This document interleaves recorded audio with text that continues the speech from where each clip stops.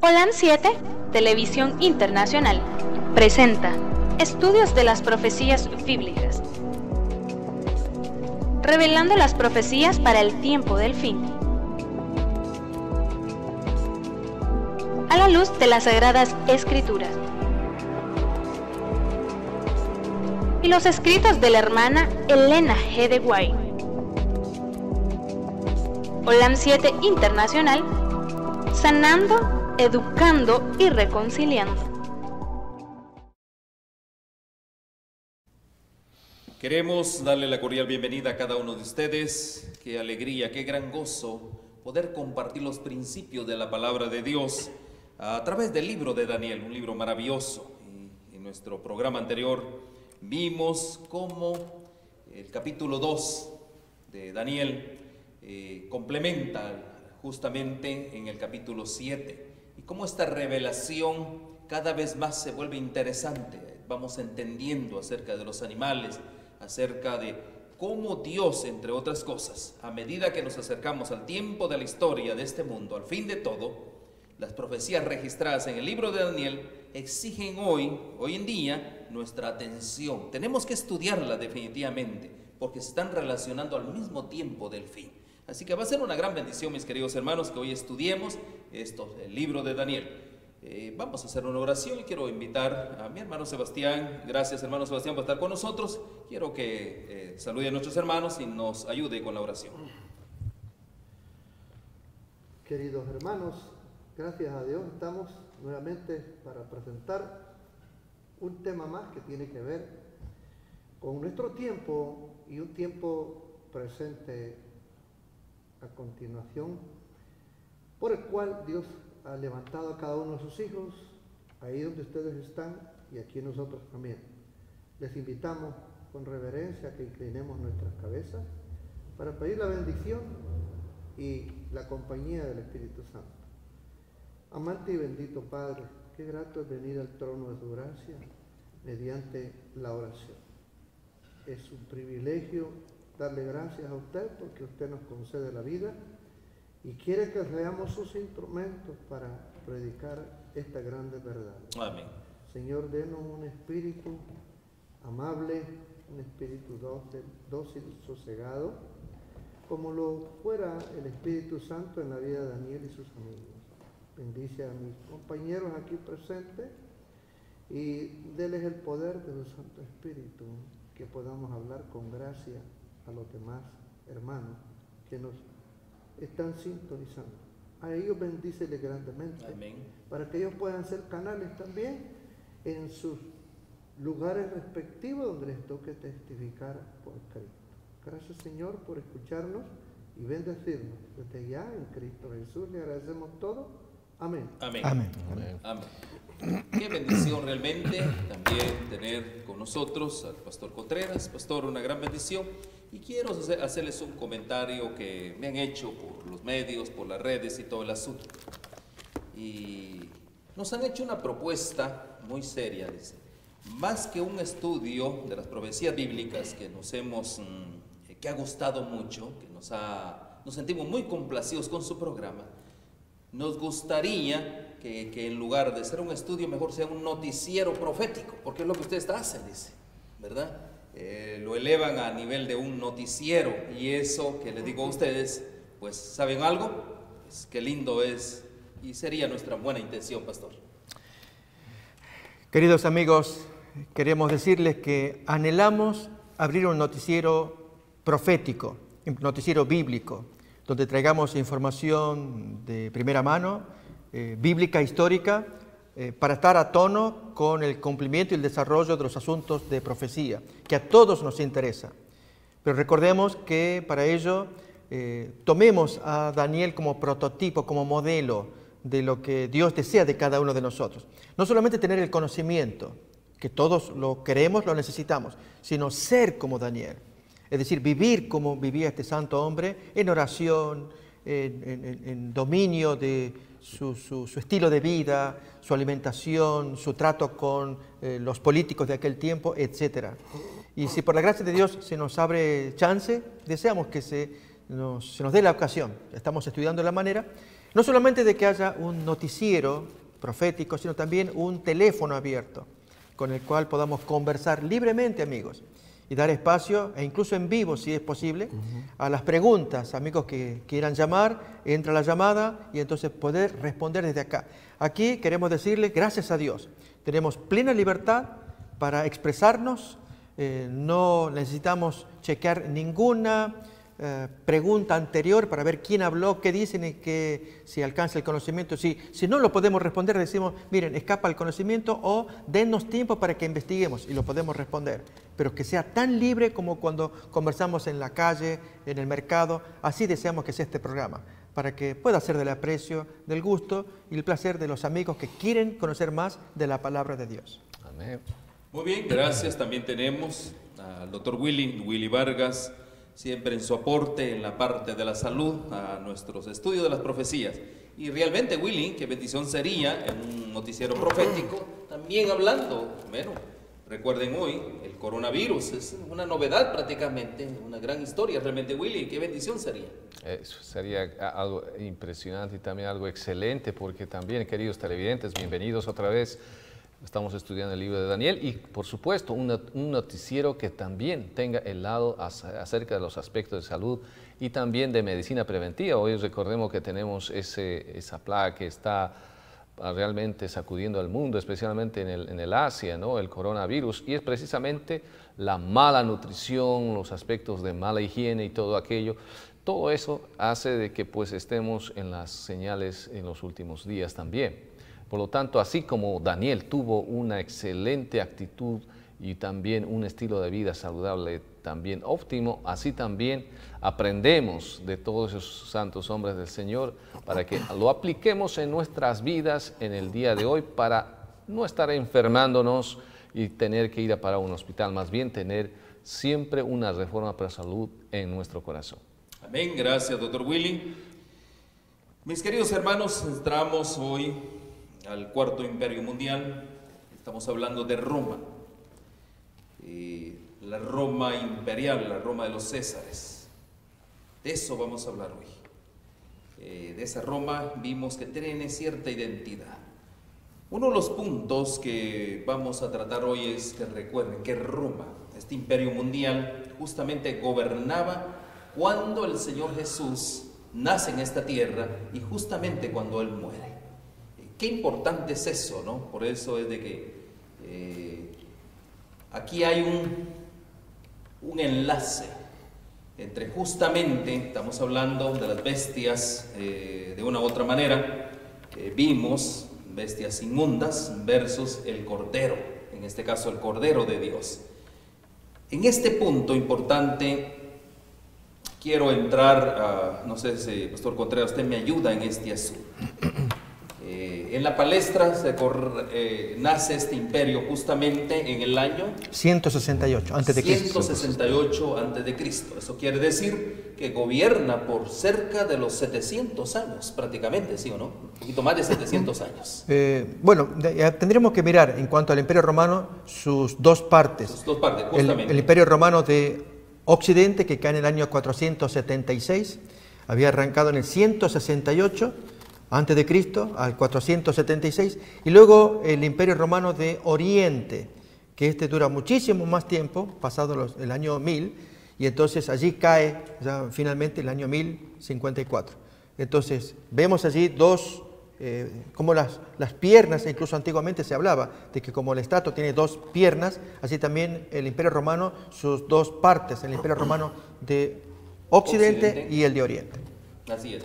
Entonces vemos, mis queridos hermanos, que desde el nacimiento justamente y la caída de las naciones, según resaltan en los libros de Daniel y Apocalipsis, necesitamos aprender cuán vana es la gloria y la pompa mundana. De eso prácticamente hemos abundado mucho en todo esto, como la caída, pero un poder y una magnificencia que la gente de aquel tiempo creía estables y duraderos. Así lo creían. Pero más sin embargo hemos visto a la luz de la historia que esto nunca fue duradero. Más sin embargo hay algo bien interesante. Miren, y así parece todo lo que no está fundado en Dios. Lo que no está fundado en Dios tiene que perecer. No hay para dónde. Solo puede perdurar lo que se vincula con su propósito y expresa su carácter. Eso es lo único que puede perdurar.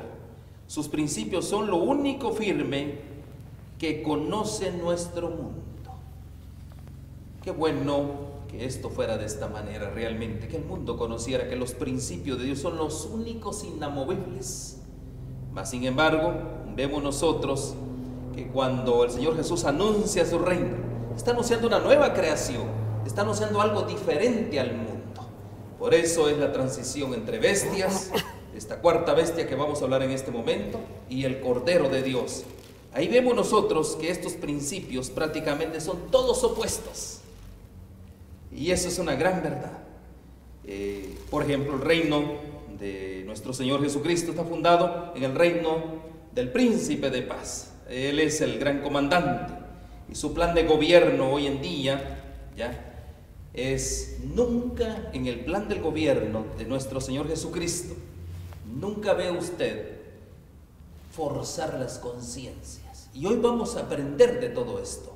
En cambio, vemos nosotros que los imperios mundanos, ¿qué es lo que prevalece? Siempre la connotación especial es que se fuerza las conciencias, se obliga, a lo contrario del reino de nuestro Señor Jesucristo.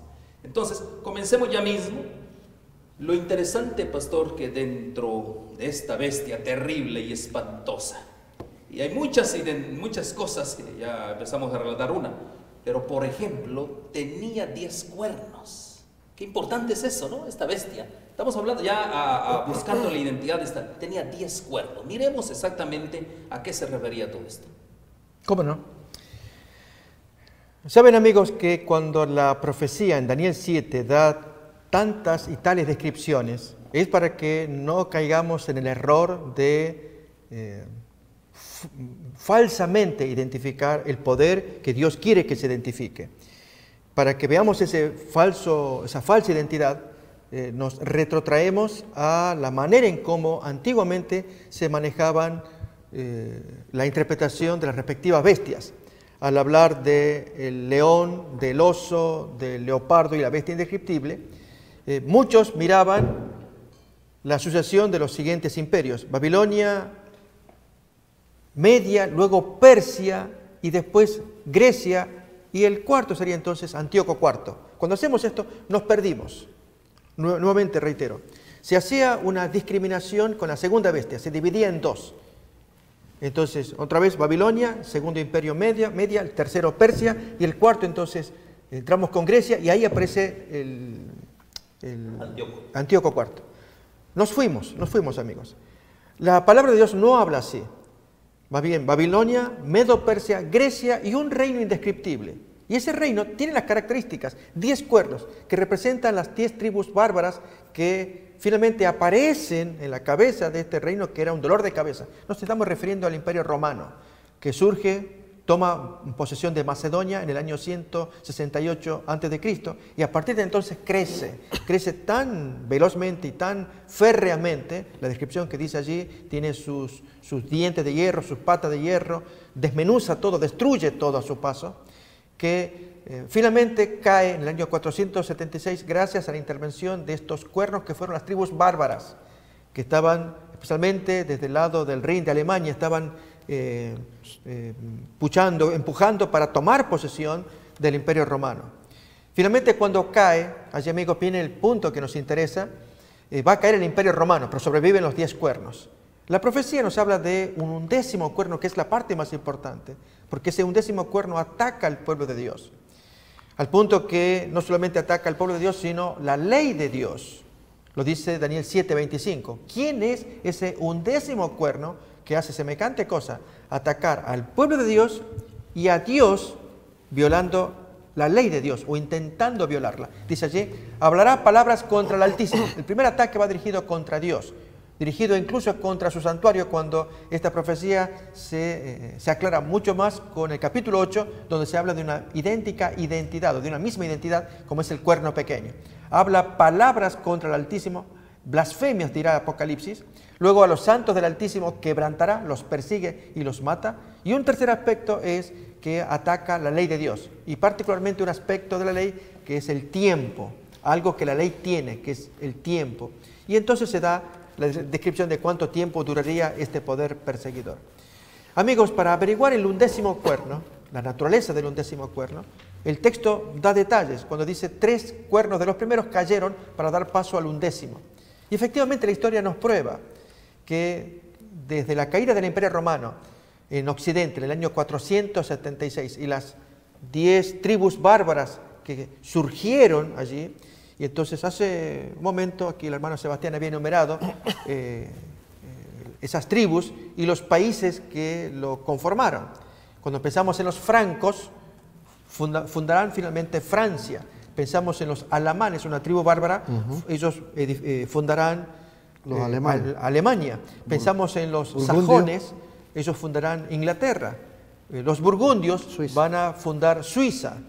Y así, los suevos, Portugal. Y así sucesivamente, amigos, hasta que nos quedamos con los que nos interesan acá, que son los érulos, los vándalos y los ostrogodos. Son 3 tribus que son las más importantes para la profecía y tienen un común denominador. Son arrianas. Y amigos, este es el detalle en que solicito que presten mucha atención. Cuando el texto bíblico nos dice que 3 tribus o 3 cuernos deben caer para que surja el 11º, al identificar las tribus, tienen el común denominador del desprecio, arrianas como son, a la creencia de que Jesús sea Dios. Dicho en términos modernos, comunes, fáciles, que el vecino lo puede entender, tienen la creencia como la de los testigos de Jehová. No creen en la deidad de Jesús. Arrio fue un predicador, un diácono, él enseñó esta doctrina y herejía a la vez, de que Jesús es un simple humano, no es Dios. Bien, esta idea de Arrio da lugar a los arrianos, son los que llevan adelante esta doctrina, y los érulos, los vándalos y los ostrogodos fueron 3 tribus que se caracterizaron sus caudillos, así hay varios de ellos. Tenemos Odoacro, que era el caudillo principal de los érulos. Ellos llevan adelante un programa, atacar la idea cristiana de la deidad de Jesús, que era la base del catolicismo. El catolicismo, amigos, tiene como fundamento el sistema papal. Papal es el quien se sienta en el trono de Pedro. Pero para que se siente, tienen que aceptar todos la idea de que el Dios, el Hijo de Dios, Jesús, le dio a Pedro semejante autoridad. Sobre ti edificaré mi iglesia. Mateo 16, amigos, muy polémica interpretación, porque a la hora de mirar ese texto detenidamente, ¿qué significa que Jesús le haya dicho a Pedro, y sobre esta roca edificaré mi iglesia? Lo que tú acabas de decir, tú eres el Cristo, el Hijo del Dios viviente. Sobre esta roca edificaré mi iglesia. Y tenemos el texto para estudiarlo. En algún momento lo haremos con detalle. Pero el punto que importa es que basado en este texto, la creencia de los cristianos fue que el Hijo de Dios, el que es igual a Dios, le dio a Pedro autoridad. Por lo tanto, Pedro recibió de Dios la autoridad. Y la autoridad fue de sucesión en sucesión. De Pedro pasa al Pedro, supuestamente el Papa o el jefe de la iglesia. De paso, hermanos, amigos, nunca aparece Pedro en la lista de los saludados o los saludos de Pablo en Romanos capítulo 16. ¿Quién fundó Roma? ¿Pedro? No. Esto es otro tema, amigos, varios temas que son polémicos para investigar. ¿Qué pasó quién fundó la iglesia de Roma? ¿Quién fue su primer líder, su pastor, vamos a decir, lo que hoy llamamos papa? Amigos, Pedro no aparece allí. Eso es un detalle, en fin, para otro tema de estudio. Entonces, pero la creencia popular, la tradición antigua es que Pedro, habiendo recibido autoridad de parte de Dios o del Hijo de Dios, tiene entonces autoridad sobre la iglesia de Roma y sobre la cristiandad. Y luego de Pedro, entonces, la sucesión de pastores de Roma, los que se llamarán papas con el tiempo. Y aparecen varios. Y entonces, en el siglo II, siglo III, hasta que llegamos en el siglo VI, que es el tema que nos importa ahora, que en aquel tiempo el Papa no podía ejercer dominio porque los arrianos se lo impedían. ¿Qué hace Justiniano? Justiniano es el emperador que gobernaba en Oriente, gobernaba Roma. El imperio de Occidente había caído. Acordémonos que Constantino trasladó la capital en el año 330 de Roma a Constantinopla para gobernar desde allá, lo que hoy llamaríamos Estambul, Turquía. Entonces, desde allí gobierna todo el Imperio Romano, pero el Imperio Romano de Occidente se cae por los ataques sostenidos de las tribus bárbaras, 10 tribus, que algunas de ellas se mencionaron. Entonces, desde Constantinopla, Justiniano tiene una idea política, es retener todo el imperio, pero ya que había caído el gobierno político de Roma, era darle a la Iglesia de Roma ese poder para que en nombre del emperador Justiniano, aquí la Iglesia de Roma gobernara, tuviera poder. Pero amigos, tan peligroso juego que se dieron vuelta las cosas. ¿Quién es el que gobierna? ¿El emperador sobre el papa o el papa sobre el emperador? Con el paso de los siglos, esto se dio vuelta. Acordémonos de la querella de las investiduras, año 1073. La gran discusión que hubo entre el papa Gregorio VII con Enrique IV de Alemania. Tremenda discusión por el tema de las investiduras. Otro tema de historia, cómo se invierten estos valores. Lo cierto es que, recibido el poder la Iglesia de Roma en el año 533, no lo podía ejercer porque estaban los arrianos. Entonces cayeron primero los érulos en el año 493. Cae el primer grupo arriano. Tenían que caer todos los arrianos para que gobierne el Papa, el pastor de Roma, sin oposición. El segundo que cae es en el año 534. Los érulos primeros, los vándalos después. El tercero, amigos, ya estaba la orden, ya el Justiniano había dado la orden en el 533. Gobiernen ustedes en mi nombre. La orden, el edicto de Justiniano se llama, convertía a la Iglesia de Roma en correctora de herejes.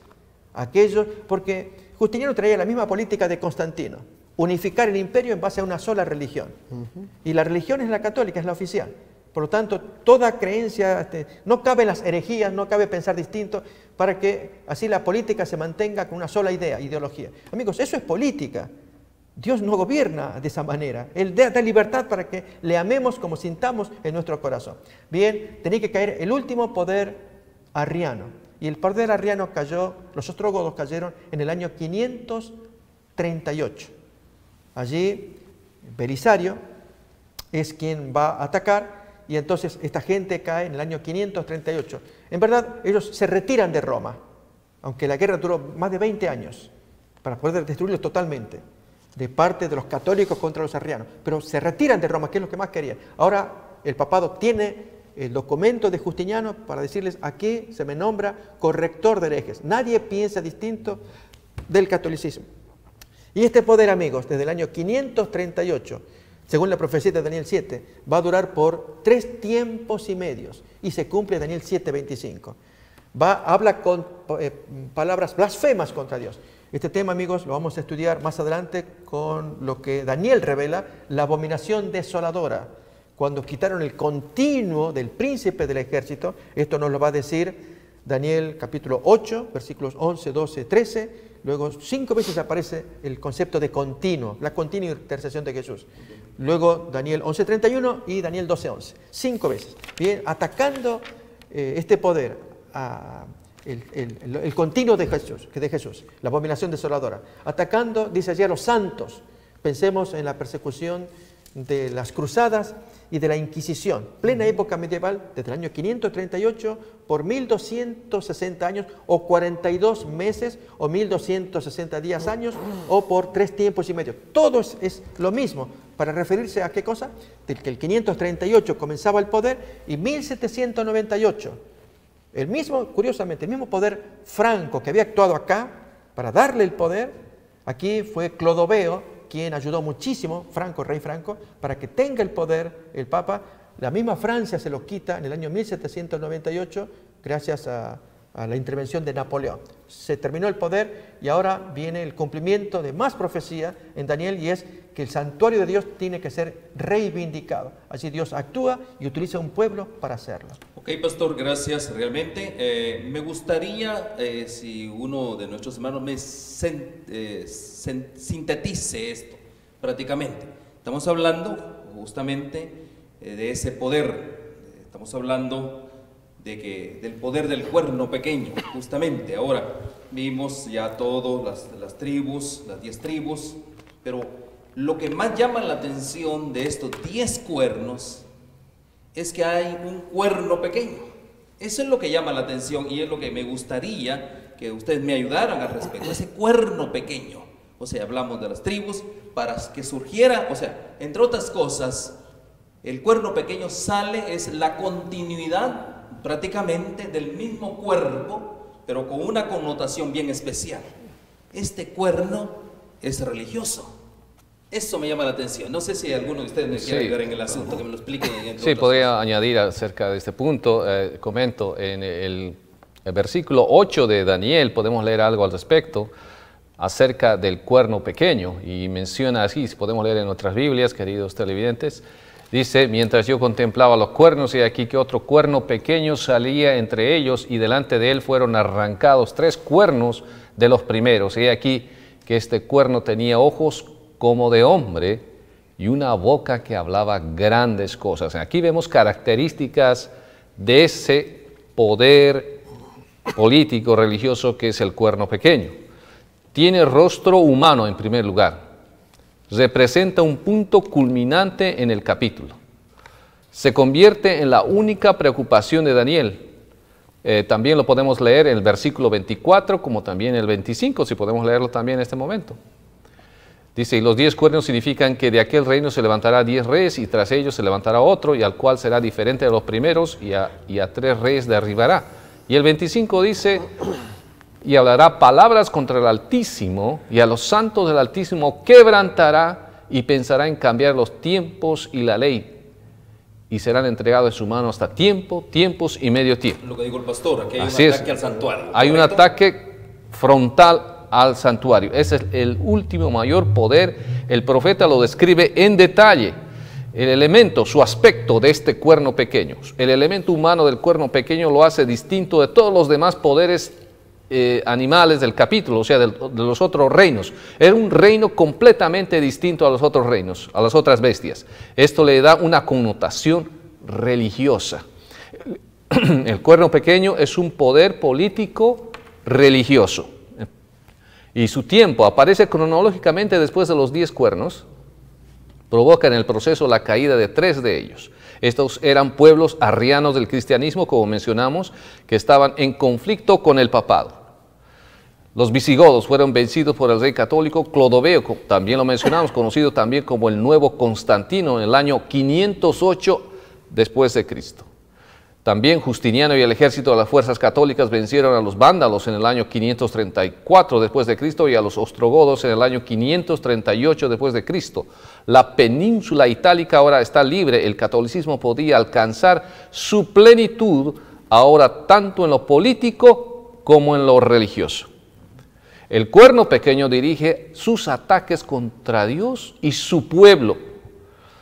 Como dice en Daniel 7:25, lo describe: hablará contra el Altísimo, ataque contra Dios, oprimirá a los santos, ataque contra su pueblo. Y le leemos aquí otra vez, queridos televidentes: y hablará palabras contra el Altísimo, y a los santos del Altísimo quebrantará, y pensará en cambiar los tiempos y la ley, y serán entregados en su mano hasta tiempos y medio tiempo.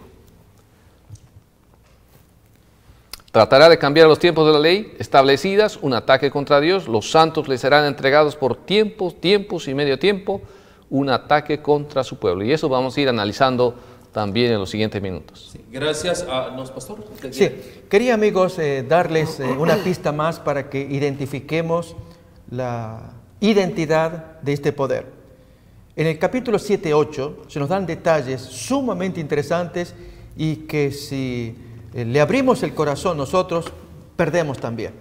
Miren allí, capítulo 7-8 de Daniel, nos dice: mientras yo contemplaba los cuernos, he aquí que otro cuerno pequeño salía entre ellos, el 11. Delante de él fueron arrancados 3 cuernos de los primeros, dijimos que eran arrianos. Pero noten acá este detalle, son 2 detalles. Este cuerno tenía ojos como de hombre y una boca que hablaba grandes cosas. Estamos diciendo que el cuerno pequeño es la extensión del mismo cuerpo de la bestia. La bestia representa el Imperio Romano. Y que entonces los 10 cuernos son las 10 tribus que hicieron caer al Imperio Romano. Pero aquí que surgió un 11º cuerno de la misma naturaleza que el cuerpo, pero que tiene 2 características. Tiene ojos como de hombre. Por eso dijimos que es totalmente distinto. Y tiene palabras muy duras contra Dios. Es un poder religioso. La pregunta, amigos, es como un desafío, una invitación a ustedes. ¿Qué representará que este poder tenga ojos como de hombre? Que penetre el corazón, que te lea todo, que te diga todo, que tú le abras tu alma y que te lo lea. ¿Me dejas que te dé una pista? Le pasó a una amiga cuando había dejado de ir a la iglesia católica por muchos años y quiso casarse. Al llegar al sacerdote le dijo, padre, me quiero casar, ¿usted me puede casar? Hija, puede ser, pero tengo que hacerte tu confesión.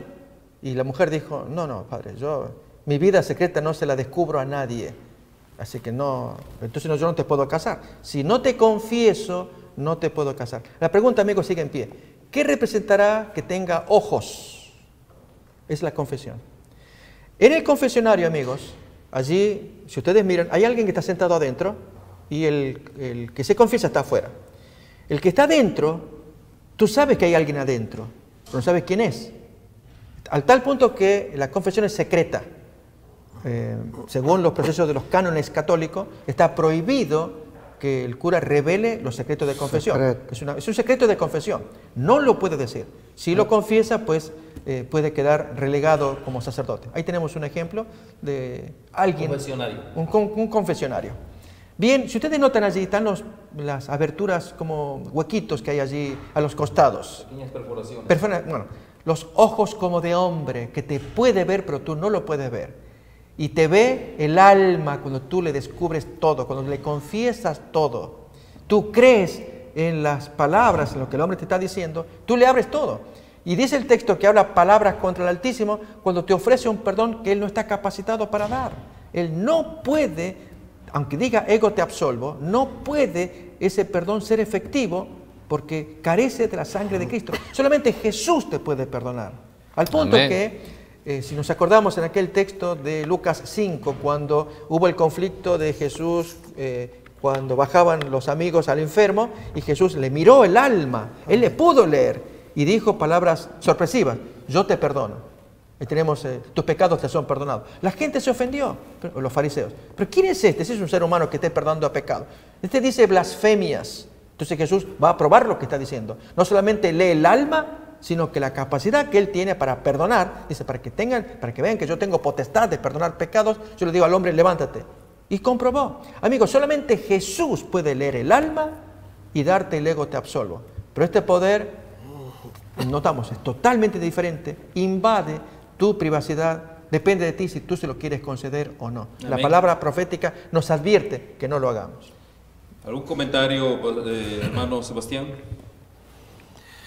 Bien, con todo lo dicho, pues es muy mínimo lo que me queda a mí, pero es interesante saber que ustedes y yo podemos preguntarle a cualquier historiador, un historiador que no tiene nada que ver con ejercer una creencia para favorecer a uno y al otro, ¿no? Para mí un historiador civil tiene que ver como la función de un diccionario, ¿verdad? Él está para desarrollar todo tipo de estadísticas y dejarlas descritas y todo, ¿no? Cómo es que las cosas se fueron y se dieron en sus respectivos tiempos y eras o etapas también. Uno podría decir, ¿cómo es que cómo es que Roma imperial desapareció?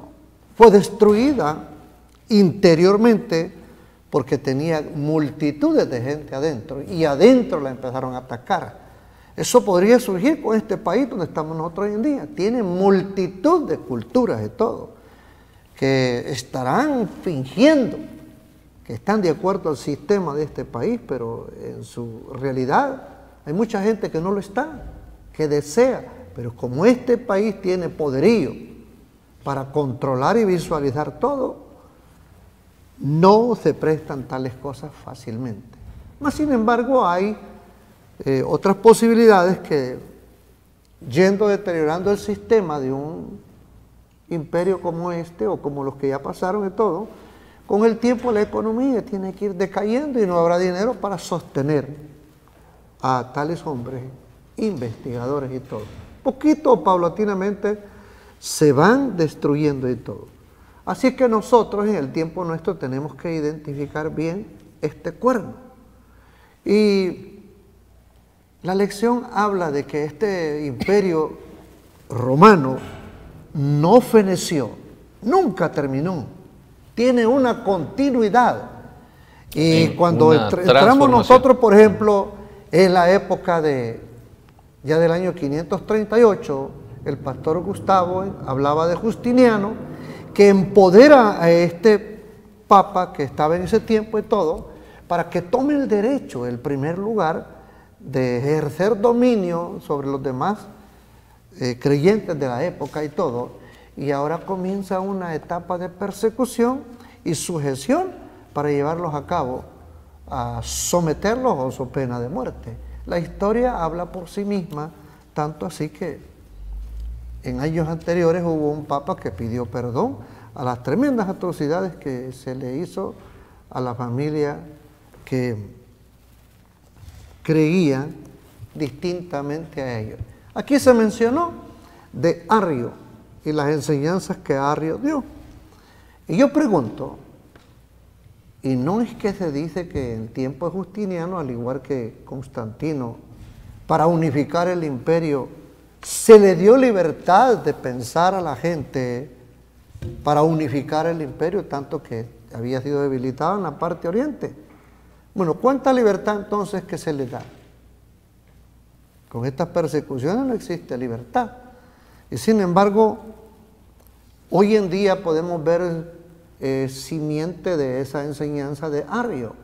Hay una pregunta que a los panelistas míos aquí les quisiera yo hacer esa pregunta. Si los que creían en aquel tiempo en la doctrina de Arrio fueron perseguidos con fines de disiparlos, la Iglesia Católica estaba ejerciendo una doctrina correcta para corregir a los arrianos,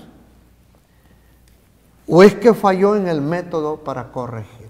¿Qué dicen ustedes? Dios no puede aprobar la supresión de la libertad de conciencia, del libre albedrío, en aras de promover una supuesta adoración correcta delante de Dios. Ya lo menciona San Juan capítulo 16, versículos 2 y 3, que habrá gente que creerán que sirven a Dios castigando a los más desafortunados, o se expulsarán de las sinagogas, y aún viene la hora cuando cualquiera que os mate pensará que está rindiendo servicio a Dios. El versículo 3 lo aclara.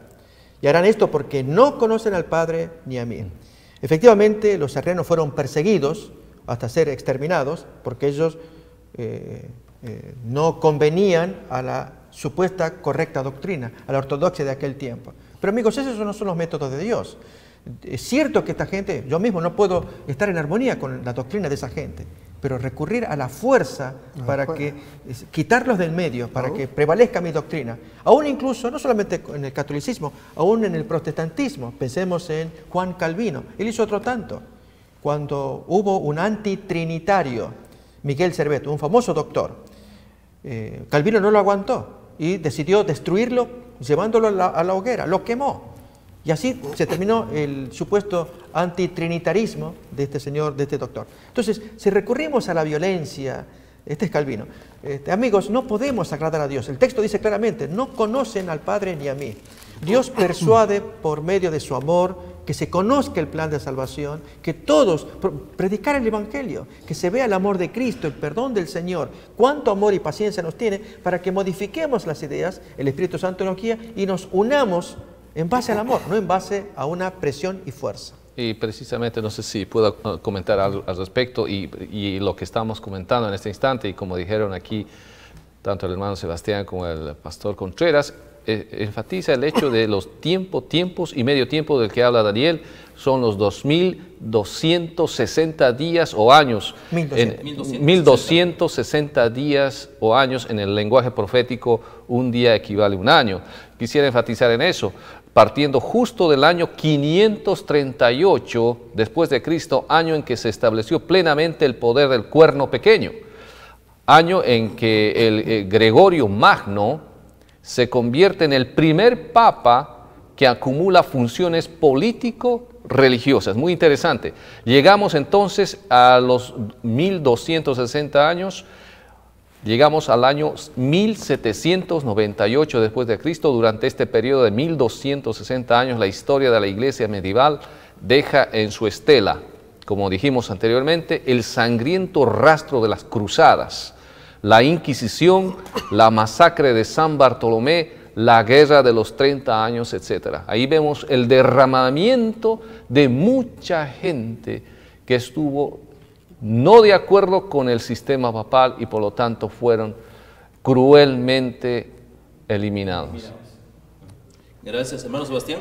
A mí me duele mucho pensar de que a Daniel le preocupaba tanto este cuerno que estaba apareciendo y todo, ¿no? Y podríamos pensar, o la gente de aquel tiempo, de que había desaparecido el poder de Roma imperial, con esa característica cruel. Pero cuando se entrega este poder, porque hay dos necesidades que tiene el pueblo. El pueblo tiene necesidad representativa de un poder civil justo y honesto, porque para eso también es censada a las personas y tienen contribución al sistema, como también la necesidad de tener libertad para adorar a Dios. Pero cuando vemos al imperio, que era cruelmente y todo, y ahora toma otra postura, un camuflaje de espiritualidad para hacer el azote, el arriero de todos los que creen distintamente, a mí no me parece correctamente así. Todos los imperios de poderes civiles venían atacando, venían identificados con un poder político, y las bestias con una agresividad. Cómo es que ellos conquistaban y masacraban a quien se les ponía por delante. Yo quiero decirles a ustedes, y quiero citar Proverbios 16, versículo 6. Con misericordia y verdad se corrige el pecado, y con el temor de Jehová los hombres se apartan del mal. Si nosotros decimos representar la Biblia, debemos de ser honestos y amables para llevar a cabo el amor de Cristo Jesús, y aún, como nosotros pudimos ver en Daniel capítulo 2, que una vez que Daniel en el versículo 17, 18 consigue la bendición de Dios para tener la respuesta a Nabucodonosor, en el versículo 23 vemos nosotros que Daniel hace un pedido al rey. A ti, oh Dios de mi... veamos un versículo, uno o dos versículos antes, cuando él habla de que no mate a los sabios de Babilonia. Siguiente. El 21.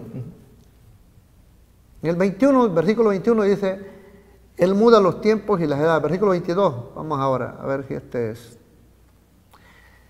Revela lo profundo y lo escondido, conoce lo que está en tinieblas y con él mora la luz. Bueno, hay un versículo ahí cerquita que se me olvida a mí, que Daniel hace un pedido de que no le quiten la vida a los sabios que fallaron, erraron, según como ellos habían dicho en el versículo 9, 10, 11, ¿no? Que jamás un rey había pedido tal cosa.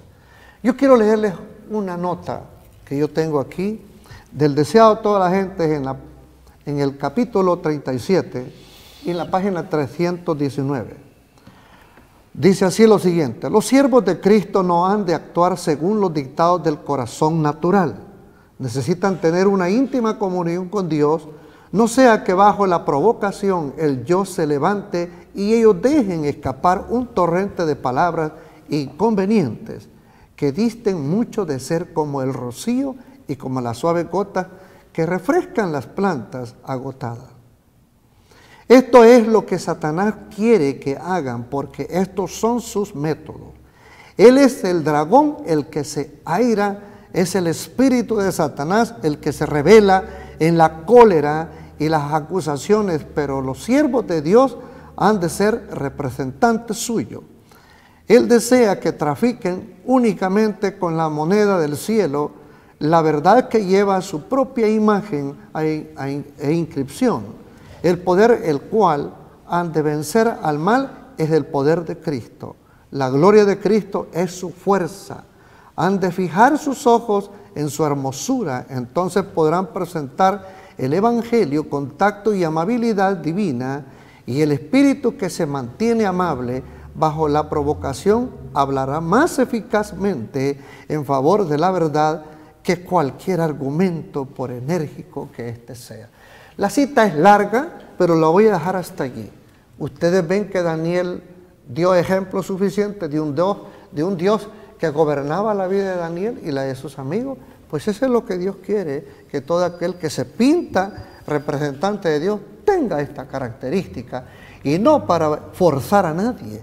Hoy por amor de Dios existen los arrianos, día y todo, y nosotros no tenemos por qué obligarlo. Con este mismo amor tenemos que presentarle lo que nosotros creemos de parte de Dios y la bendición de Él que hemos recibido. Amén. Mis queridos hermanos, aquí yo hago una pregunta, y una pregunta muy generalizada. ¿A quién debemos de confiar la guarda de nuestra alma? Es una pregunta. ¿Por qué razón? Si nosotros vemos en la historia, vemos al pueblo de Israel justamente antes de la venida del Señor Jesús. Un pueblo que por más de 300 años, desde el profeta Malaquías a Juan el Bautista, 300 años, ¿verdad? Sí, más o menos 300 años. ¿Qué sucedió? Un gran oscurantismo. De ahí prácticamente el encargado de la práctica de la religión se llevó a través del Sanedrín hebreo. Y este Sanedrín hebreo, justamente a través de los ancianos, y vemos una gran cantidad de ellos ahí, diestros, maestros de la ley realmente. El pueblo le confiaba el destino prácticamente de sus almas a los rabinos, a los maestros de la ley. Esa práctica justamente es la que el cuerno pequeño también copia, porque eso es el punto principal en todo esto, mis queridos hermanos. Él es un usurpador, y justamente, ¿qué es lo que hace? Vemos también un tiempo muy especial, donde el mundo le está confiando su alma. ¿A quién? Al cuerno pequeño. Bueno, ¿cómo está este asunto? Primero que yo quiero que ustedes me ayuden en estos minutos que nos quedan, lo siguiente.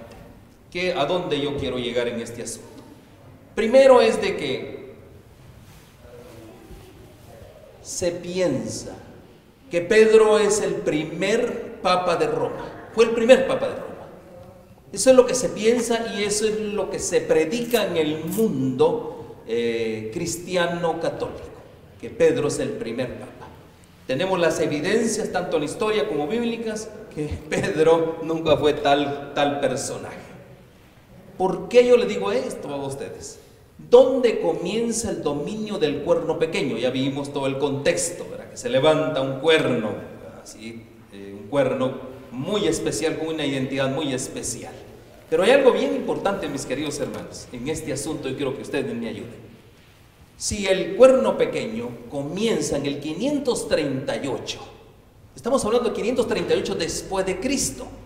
Entonces, ¿qué tanta vida tuvo Pedro para ser el primer papa? Cuando el doctor Willy también nos presenta quién fue el primer papa. Tú lo dijiste, ¿quién fue el primer papa?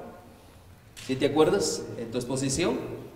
El primer papa que nace, primero está la institución prácticamente de la religión en el 533 oficialmente, pero en el 538 comienza realmente. El papa se llama Gregorio Magno. Gregorio Magno, ahí está, justamente, ese es el primer papa. Estamos hablando justamente del 538. ¿correcto? 538 después de Cristo. Después de Cristo. Entonces, ¿de dónde sacan, pastor? ¿De dónde sacan esa idea de que Pedro es el primer papa entonces?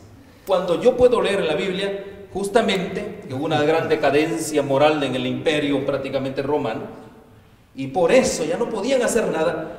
¿Quién era el único adecuado? Eran justamente los obispos de Roma, ¿verdad que sí? No eran papas, eran los obispos de Roma, los encargados de la religión en ese entonces. Ahora, ¿de dónde se saca semejante mentira, pastor? Bueno, en verdad tiene que ver con interpretación bíblica.